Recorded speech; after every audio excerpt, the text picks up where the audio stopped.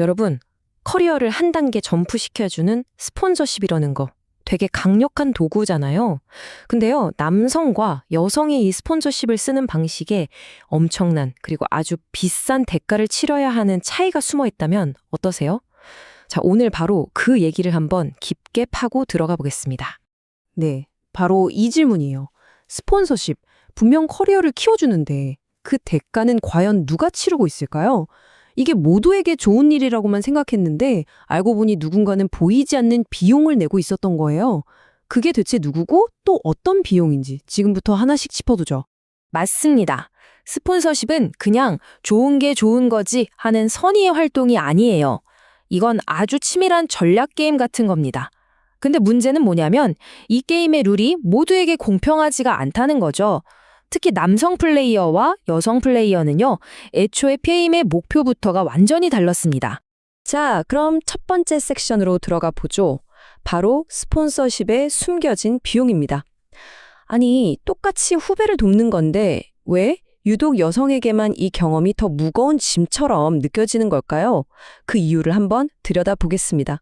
그 전에 스폰서십이 뭔지 확실히 하고 갈게요.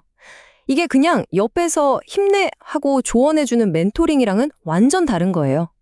멘토가 응원단장이라면 스폰서는 뭐랄까, 직접 경기장 안으로 들어가서 길을 터주는 해결사에 가깝죠.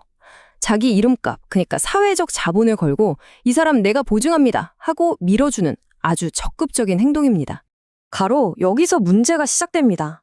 여성들이 스폰서가 될 때는요, 마치 보이지 않는 성별세 같은 걸 내야만 했어요. 사회가 기대하는 희생적이고 돕는 여성의 역할과 내 커리어를 위한 전략적인 목표 사이에서 아슬아슬하게 줄타기를 해야 했던 거죠. 그러다 보니 정신적인 부담은 물론이고 커리어에 생기는 위험까지 남성보다 훨씬 더 많은 걸 감수해야 했습니다. 아니, 대체 왜 이런 차이가 생기는 걸까요? 그 근본적인 원인을 파고 들어가 봤더니 정말 놀라운 지점에 도달했습니다. 시작점은 바로 스폰서십을 하는 목표 그 자체가 달랐기 때문이에요. 자, 한번 보세요. 남성들의 목표는 아주 심플하고 명확해요. 후배도 잘 되고 나도 잘 되자. 이 윈윈이라는 단 하나의 관역에만 집중하는 거죠. 그런데 여성들은 어땠을까요?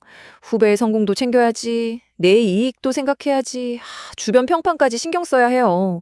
마치 공 여러 개를 동시에 돌리는 저글링처럼 굉장히 복잡하고 아슬아슬한 목표를 가지고 있었던 겁니다.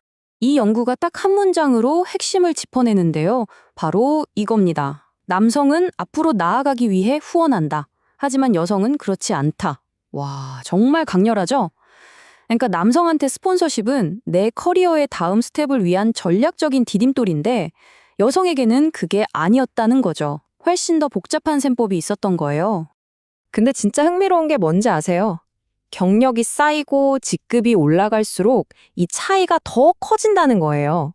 남성들은 점점 더 나에게 이득이 되는 목표에 집중하는데 여성들은 거의 그대로였다는 거죠. 시간이 흐를수록 격차가 점점 더 벌어질 수밖에 없는 구조였던 겁니다. 자, 목표가 이렇게 다르니까 당연히 그걸 이루기 위한 전략, 즉 무기도 달라지겠죠? 여기서 말하는 무기가 바로 인맥, 즉 네트워크입니다. 이 서로 다른 목표가 네트워크를 활용하는 방식을 어떻게 완전히 다른 두 가지 이야기로 만들어내는지 지금부터 한번 보시죠. 먼저 남성들의 전략을 볼게요. 이들은 느슨한 네트워크를 주로 씁니다. 이게 뭐냐면 막 엄청 친하진 않아도 넓고 다양하게 아는 사람들이 많은 거죠. 이 전략이 진짜 똑똑한 게 이 넓은 인맥 속에서 후배한테는 새로운 기회를 찾아주고 그 과정에서 스폰서 본인은 또 새로운 사람을 알게 되면서 자기 인맥을 더 넓히는 거예요. 말 그대로 완벽한 윈윈이죠. 자, 그럼 여성들은 어떨까요? 정반대입니다. 밀집된 네트워크를 써요. 그러니까 소수의 정말 믿을 만한 사람들하고만 깊고 끈끈한 관계를 유지하는 거죠. 물론 이게 심리적으로는 훨씬 안전하게 느껴져요. 하지만 치명적인 단점이 있습니다. 맨날 보던 사람들끼리만 있으니까 새로운 정보나 기회가 들어올 틈이 없는 거예요. 결국 이게 의도치 않게 후배는 물론이고 자기 자신의 성장을 가로막는 보이지 않는 벽이 되어버릴 수도 있다는 겁니다. 네, 바로 이 지점에서 결과가 완전히 갈려버립니다. 한쪽은 기회의 판을 계속 키워나가는데 다른 한쪽은 안전을 택했다가 오히려 그 판을 스스로 좁히는 꼴이 되는 거죠. 보세요. 시작은 정말 사소한 목표의 차이였는데 그 결과는 시간이 갈수록 어마어마한 격차로 나타나게 됩니다. 자, 그럼 이제 좀 암울한 이야기는 그만하고요. 해결책을 찾아봐야죠. 그럼 도대체 어떻게 해야 이 문제를 풀고 모두가 윈윈하는 스폰서십을 만들 수 있을까요? 지금부터 그 구체적인 방법을 알려드리겠습니다. 해결책은 생각보다 간단해요. 딱 2단계만 기억하시면 됩니다. 자, 1단계. 일단 멘토가 되어주세요. 그냥 막무가내로 돕는 게 아니라 후배가 진짜 뭘 원하는지, 그 목표가 뭔지 귀 기울여 들어주고 이해하는 거죠. 그리고 2단계. 이제 스폰서로 변신하는 겁니다. 후배의 목표와 내 커리어 목표가 만나는 그 달콤한 지점, 바로 윈윈 포인트를 찾는 거예요. 이 교차점에서 마법이 일어납니다. 예를 들어볼까요? 만약 여러분이 친해지고 싶은 다른 팀 임원이 있다고 해보세요. 그럼 그 사람한테 내 후배를 소개해주는 겁니다. 어때요? 후배는 높은 사람한테 눈도장을 찍어서 좋고 나는 그 임원과 자연스럽게 말틀 기회가 생겨서 좋죠. 또 다른 예시. 내가 리드하는 엄청 중요한 프로젝트가 있어요. 거기서 후배가 잘한 걸 사람들 앞에서 칭찬해주는 거예요. 그럼 후배는 인정받아서 좋고 나는 사람 키울 줄 아는 리더라는 평판을 얻게 되죠. 이게 바로 스마트한 윈윈 전략입니다. 하지만 이게 어디 개인의 노력만으로 다 되겠습니까? 결국 근본적인 변화를 만들려면 판 자체를 바꿔야 해요. 즉, 조직, 회사가 직접 나서야 한다는 이야기입니다.